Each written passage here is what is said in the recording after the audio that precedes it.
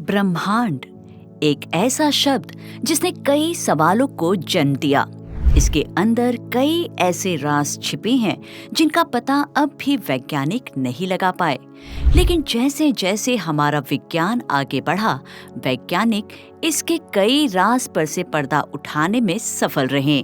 ब्रह्मांड की उम्र की बात करें तो अब तक हम यही जानते हैं कि हमारा ब्रह्मांड 13.8 अरब साल यानी 138 करोड़ साल पुराना है, जिसकी उत्पत्ति बिग बैंग के बाद हुई। लेकिन क्या हो अगर हम आपसे कहें कि हमने इसकी उम्र के लिए अब तक जो भी अनुमान लगाया वो गलत है? तो क्या हमारा ब्रह्मांड 138 करोड़ साल नहीं बल्कि उससे भी पुराना है? लेकिन कितना? दोस्तों, 1920 के दशक में यानी शताब्दी पुराने विचार को देखें तो पता चलता है कि एक इक्वेशन ने एस्ट्रोनॉमी की दिशा को मोड़ दिया। 1900 के दशक में ये माना जाता था कि ब्रह्मांड स्थिर है, ये ना तो फैल रहा है और ना ही सिकुड़ रहा है। लेकिन एडविन हबल ने इस सोच को बदल कर रख दिया। उन्होंने पता लगाया कि असल में अंतरिक्ष में गैलेक्सीज हमसे दूर जा रही है। और हैरानी की बात तो ये है कि ये सब एक पैटर्न में हो रहा था। गैलेक्सी हमसे जितनी दूर थी वो उतनी ही हमसे और दूर जा रही थी। अब बात करें V और D की। V D का सीधे समानुपाती यानी प्रोपोर्शनल है, जहां V गैलेक्सी की रिसेशनल वेलोसिटी है और D उस गैलेक्सी से दूरी। और आपको पता है, इसी से एस्ट्रोनॉमी की सबसे विवादित संख्याओं का जन्म हुआ। स्वागत है आपका विज्ञान 360 में। द हबल कांस्टेंट ये लगातार बदलता रहता था। इसने ब्रह्मांड के विस्तार की रफ्तार को समझने का काम किया। एक वक्त था जब ब्रह्मांड की सभी गैलेक्सीज दूर जाने से पहले एक दूसरे के करीब थी। अगर हम ब्रह्मांड की उत्पत्ति का पता लगाएं तो हम समय में एक ऐसे बिंदु पर पहुंच जाएंगे जहां सभी मैटर और रेडिएशन अंतरिक्ष में एक ही जगह पर जमा हुए होंगे, जिसे हम सब बिग बैंग के नाम से जानते हैं। और इस तरह हबल टाइम इस शब्द का जन्म हुआ, जिसने हमें ब्रह्मांड के विस्तार के अनुरूप एक टाइम स्केल दिया। आसान भाषा में कहे तो ब्रह्मांड की आयु को जब गिना जाता है तो हबल कांस्टेंट ब्रह्मांड के 138 करोड़ साल पुराना होने का अंदाजा लगाता है। इसके अलावा हबल ने हमें प्रकाश का खिंचाव रेड शिफ्ट भी दिया। जब कोई दूर स्थित सेलेस्टियल ऑब्जेक्ट रोशनी छोड़ती है तो ब्रह्मांड में ट्रैवल करते समय ये प्रकाश खिंच जाता है। ये प्रकाश को लाइट स्पेक्ट्रम के लाल सिरे तक धकेलता है। प्रकाश जितना लाल होगा, गैलेक्सी उतनी ही दूर होगी। इसे lambda cold dark matter model या शॉर्ट में LCDM की स्थापना हुई। वो मॉडल जिसे साइंटिफिक कम्युनिटी में बड़े पैमाने पर एक्सेप्ट किया जाता है। लेकिन वहाँ एक और था, फ्रिट्ज ज़्विकी, एक स्विस एस्ट्रोनॉमर जो अपने जमाने में पहले ग्रेटेस्ट माइंड्स में से एक माने जाते थे। ये वही इंसान थे जिन्होंने न्यूट्रॉन सितारों और डार्क मैटर के अस्तित्व की ओर सबका ध्यान खींचा। और अगर इतना आपके लिए काफी नहीं तो सुनिए, वे कॉस्मिक रेस और सुपरनोवा की स्टडी में सबसे आगे थे। और ये वही थे जो हबल द्वारा की गई रेड लाइट की व्याख्या से सहमत नहीं थे। इसके बाद वो अपना एक अलग सिद्धांत लेकर सामने आए, जिसका नाम था the tired light model. Fritz Zwicky के सिद्धांत के अनुसार हम जो रेड शिफ्ट देखते हैं वो गैलेक्सीज के हमसे दूर जाने की वजह से नहीं, बल्कि इसलिए हो सकता है क्योंकि ब्रह्मांड में यात्रा करते समय रोशनी अपनी एनर्जी को खो देती है, जिससे वो स्पेक्ट्रम के रेड एंड की तरफ धकेल दी जाती है। आपको पता है, ये मॉडल बिग बैंग पर डिपेंड नहीं था। लेकिन फिर 1 अप्रैल 1948 में अल्फा बीटा गामा पेपर ने मजबूत सबूतों के साथ बिग बैंग थ्योरी के सपोर्ट में एक आर्टिकल पब्लिश किया। पेपर में क्लियरली ये दिखाया गया कि हीलियम, हाइड्रोजन और बाकी भारी तत्व ब्रह्मांड के शुरुआती स्टेजेस के दौरान विकसित हुए थे और ये घटना सिर्फ बिग बैंग की वजह से ही मुमकिन है। इस तरह के सबूतों को इकट्ठा करने के साथ ज़्विकी द्वारा टायर्ड लाइट मॉडल को नजरअंदाज कर दिया गया। लेकिन फिर आया James Webb space telescope. Well, that's the problem. The James Webb Space Telescope is upsetting the apple cart.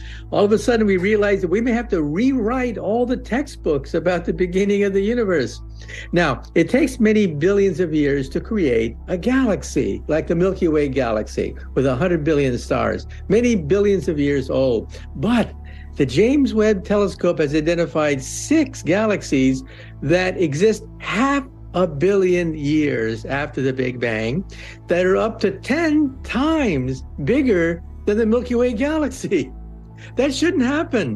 क्योंकि शुरुआती ब्रह्मांड में हम सिर्फ एक तारा नहीं बल्कि तारों के समूह की भी खोज कर रहे हैं और यही बात वैज्ञानिकों को स्तब्ध किए हुए है। All right, so now let's tune the telescope in to galaxies being born. And oh my gosh, who ordered this? We're finding galaxies in the dark ages.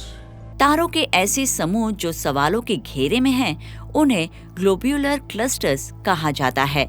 ऐसे प्राचीन सेलेस्टियल एनक्लेव्स जो करीब 13.4 अरब साल पहले पैदा हुए।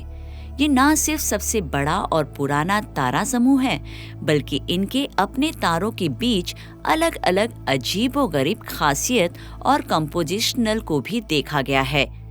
यानी सोचिए, तारे जिनका अगल बगल में एक साथ जन्म हुआ, जो ढहने वाली गैस और धूल के ही एक कॉस्मिक गर्भ से निकले, लेकिन फिर भी एक साथ बनने के बाद भी इनके ऑक्सीजन, नाइट्रोजन, सोडियम और एल्यूमिनियम जैसे तत्वों की भारी मात्रा में काफी अंतर पाया गया।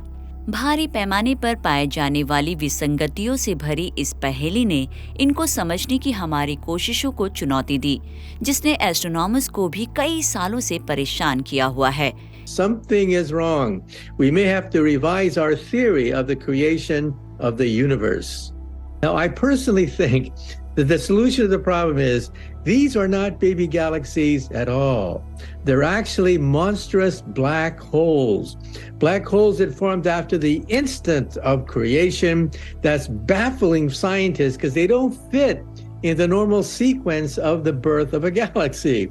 So I personally think that we're actually looking at monster black holes where perhaps new laws of physics are emerging. And again, if you can figure all this out, there could be a Nobel Prize waiting for you.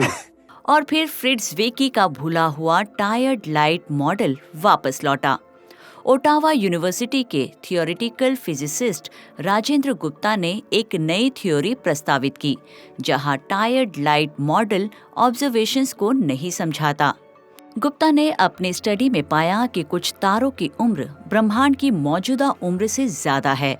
वहीं कुछ galaxies big bang के लगभग 300 million साल बाद की थी। इससे ब्रह्मांड की मौजूदा उम्र को लेकर सवाल खड़ा हो गया। गुप्ता ने टायर्ड लाइट मॉडल को कोवेरिंग कपलिंग कांस्टेंट या CCC नामक एक नए मॉडल के साथ जोड़ा। ये मॉडल 3 कांस्टेंट्स पर निर्भर है, जिसमें speed of light, Planck constant और ग्रेविटेशनल कांस्टेंट शामिल है। उनका ऐसा मानना था कि उनमें ऐसे बदलाव होते हैं जो स्थिर न रहकर ब्रह्मांड की टाइमलाइन को बढ़ाते हैं। CCC+TL मॉडल के मुताबिक 10 के रेडशिफ्ट पर ब्रह्मांड 5.8 अरब साल पुराना है और 20 के रेडशिफ्ट पर ब्रह्मांड 3.5 अरब साल पुराना है। इसीलिए JWST द्वारा मिले इमेजेस से पता चलता है कि सितारों और गैलेक्सीज को बनने के लिए काफी वक्त मिलता है। गुप्ता के नए विकसित मॉडल के अनुसार शुरुआती गैलेक्सीज के बनने का समय कुछ 100 मिलियन सालों से लेकर कई अरब सालों तक बढ़ जाता है, जिससे ब्रह्मांड 26.7 अरब साल पुराना हो जाता है, यानी करीब करीब 27 अरब साल पुराना, जो पिछली गिनती को काफी बड़े फर्क से बदल देती है।